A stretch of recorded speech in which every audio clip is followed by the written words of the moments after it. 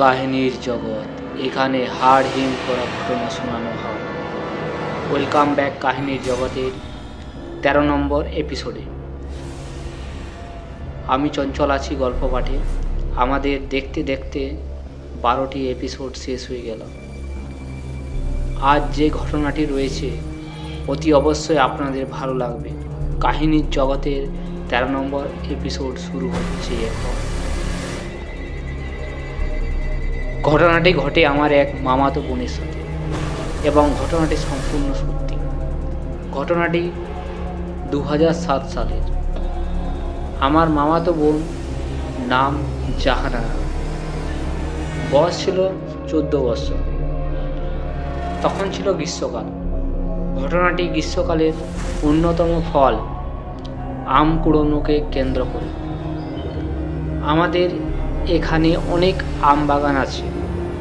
অনেক ছেলে মেয়ে প্রতিদিন দল বেঁধে খুব ভোরে আম কুড়োতো। তারও আম কুড়োনোর প্রবল নেশা ছিল। তো সেদিন রাতে জাহানারা তার ছোট বোনকে বলল, আজ আমরা দুজনে সবার আগে খুব ভোরে আম কুড়োতে যাব।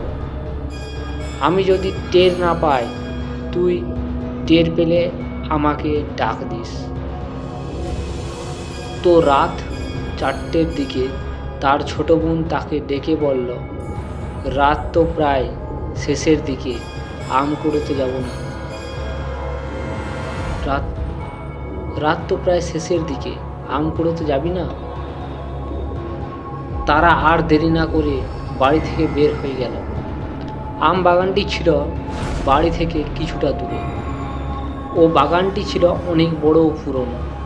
বাগানের একটা গাছ ছিল অনেক পুরনো, আর সেই গাছের আমগুলো অনেক ছোট্ট ছোট্ট ছিল, কিন্তু সেই গাছের আম সবচেয়ে বেশি পড়ত। আম কুড়োতে কুড়োতে সেই বড় গাছের নিচে দিয়ে নিচের দিকে দেখে জাহানারা খুব অবাক হয়ে গেল। কেননা গাছের নিচে কেবল একটা আমই পড়ে আছে, তবে আমটিও গাছের আমের তুলনায় অনেক বড়। তবুও সেটা পাত্তা না দিয়ে আমটি ধরতে গেল, কিন্তু এরপরে যা দেখল তা অন্য কেউ দেখতে চাইবে না।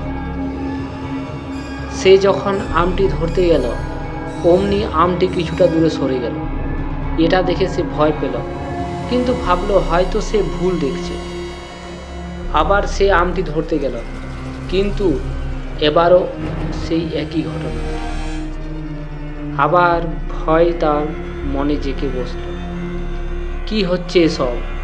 আবার যখন সে আমটি ধরতে গেল, তখনই আমটি এমন একটি ভয়ঙ্কর আকৃতি ধারণ করল, যা দেখা মাত্র সে বেহুশ হয়ে পড়ল। ঘটনাটি এখানে শেষ হলে ভালো হতো, কিন্তু এরপর যা ঘটল, যা এক কথায় অবিশ্বাস্য। যখন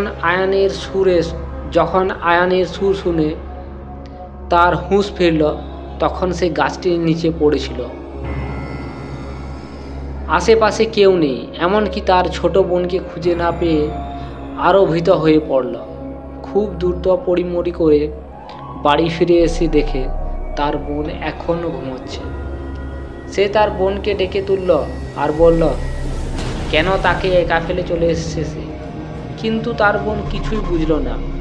উপর জাহানার হাতে আমের ব্যাগ দেখে সে বলল, আপু, তুমি একাই আম কুড়োতে গেলে? আমাকে ডাকলেও না একবার? কথা শোনার পর আবারও সে বেহুশ হয়ে পড়ল। সকাল থেকে প্রচণ্ড জ্বর আসে। এর কিছুদিন পরে সে মারা যায়, কোনো কারণ ছাড়াই। ঘটনাটি আমি নিজে জাহানার কাছ থেকে শুনেছি। তো হ্যালো বন্ধুরা, ঘটনাটি আপনাদের কেমন লাগলো? যদি ভালো লেগে থাকে তো অতি অবশ্যই একটি লাইক এবং একটি সাবস্ক্রাইব করে দেবেন। এবং যারা সাবস্ক্রাইব করে নিয়েছেন তাদেরকে অসংখ্য ধন্যবাদ।